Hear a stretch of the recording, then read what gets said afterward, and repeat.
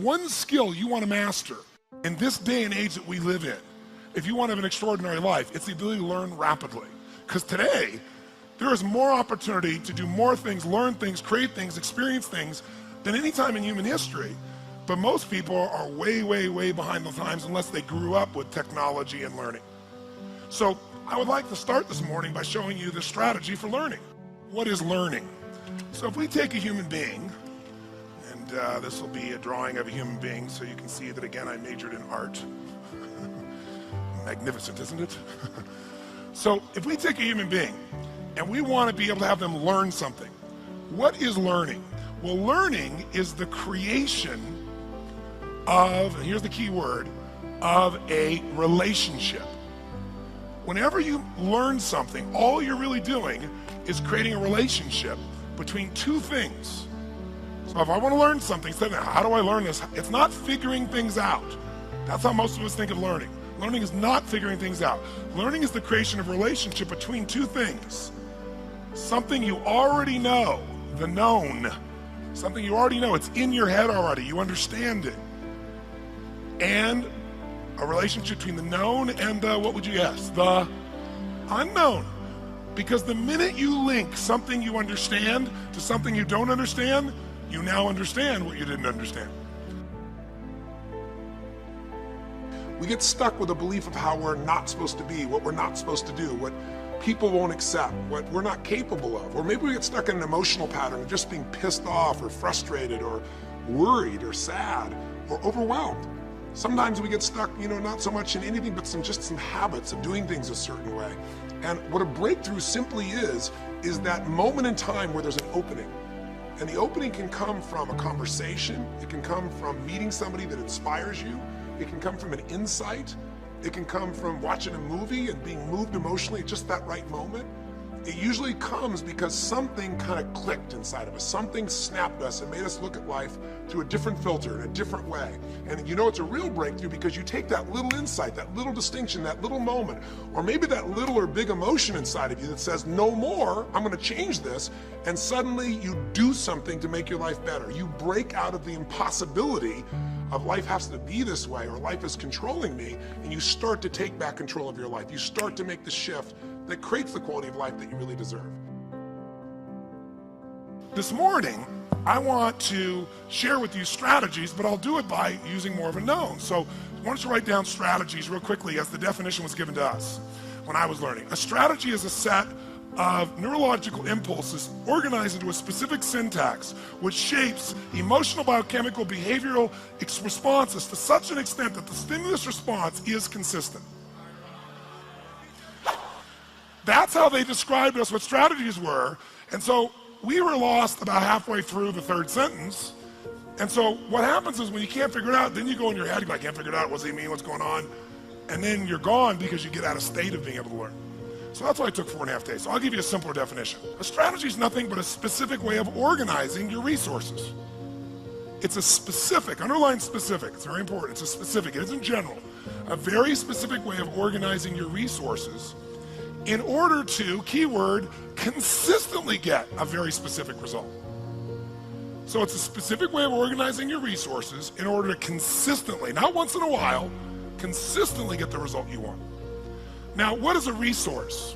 Well, it depends on the environment you're using a strategy in. Is time a resource, yes or no? For getting the results you want in your life, yes or no? Is human emotion a resource? Yes, if you use anger, are you going to get different results than if you use joy? Is your physiology a resource for creating that emotion, yes or no? What about the pictures you make in your head? Is that a resource? Is what you say a resource? Words a resource, yes or no? Sure, so there's unlimited resources, but the way you organize those resources determine whether you're broke or rich. Your time, your mental focus, your attitude, the way you work or don't work, where you spend money or don't spend money. See, it's not can you be rich or poor, it's just strategy. The problem is most people are unaware of what their strategy is. Most people have an excellent strategy for having too much month at the end of the money. Excellent strategy, and it's very effective, and it consistently produces that result, doesn't it? How many have ever mastered that strategy in your past? Say I. I also get people when they're having a tough time, because that's when people get driven to do something, when it gets bad enough, when they go through a real tough time, and I gotta help them to shift. And the first place I always start, I have to start, was with the energy. Because inevitably, when somebody's stuck, if you've ever been stuck, what's your energy like? High or low? Show me, guys, high or low, which one? You know damn well it's low. So where do we get that energy, that habit? We use our body, we use our voice. So for example, 44 years I've been turning athletes around, business people around, the Serena Williams of the world, the Conor McGregors, right? The Pitbull, all the people around the world I get to work with from every walk of life, entertainment, business, sports, finance. And in every case, I start with the body. One woman just decided, you know what? You can't take my dignity from me. I can only give that up, and I don't choose to give it up. And I will not go back to the bus. The answer is no. And Rosa Parks changed an entire society because that day she chose to focus on something else. She gave it a different meaning. This is not a command. You do not have control over me. And she decided to fight. And she changed the direction of a country and of many other countries. She started something. We forget that you don't have to be famous to have the ability to change at least your own personal history, to change the direction we go in our life. We have the power to choose, even if you haven't before. You can finally say, no more, I won't put up with that, within myself or from anybody else. And here's what I'm going to do differently. That's where the breakthroughs really start to happen. Now the question is, why do some people stand their ground and make something change versus other people just kind of accept things? Why do some people make bold decisions and other people make decisions that are based on trying to hang on to what they've got? Well, that's a more complex question to answer than we might have in a few minutes in this one session, but it is one that I've spent my life studying, because when you can change your decisions, you can change your life. When you can change the force that controls your decisions, you can change anything in your life. We find ourselves announcing our standards to our relatives, our friends, our associates. We shout our beliefs and condemn those who believe any differently, but then we don't walk the talk. We end up acting in a way far different from the beliefs we've shouted. We tell our kids that the TV is rotting their minds, yet we spend our evenings in front of it. We tell our employees that they must take advantage of every minute of the working day, yet we spend 3 hours at lunch. Do as I say, not as I do. This is inconsistent. This leads to a loss of credibility among those who watch us. And more importantly, this leads to a loss of credibility within ourselves.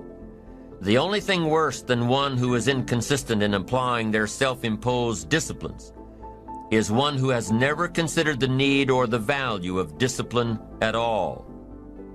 These people seem to wander aimlessly, changing procedures, changing standards, changing loyalties, and shifting frequently from one commitment to another, leaving behind a trail of broken friendships, unfinished projects, and unfulfilled promises, all because of a discipline that was either non-existent or imposed so infrequently that it was ineffective.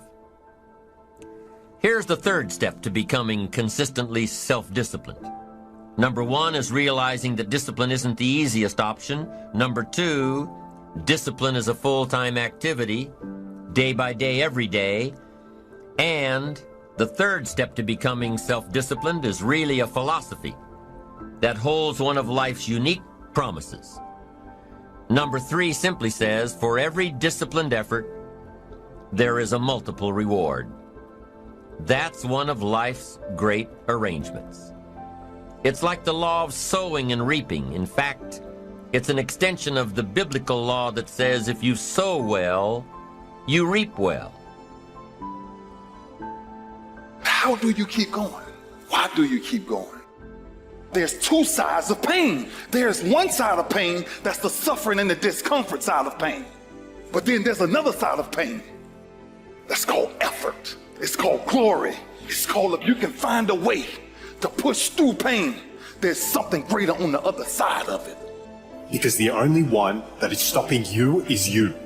I need you to take control over every single area, and then someday gonna be your day. Excuses are for weak people.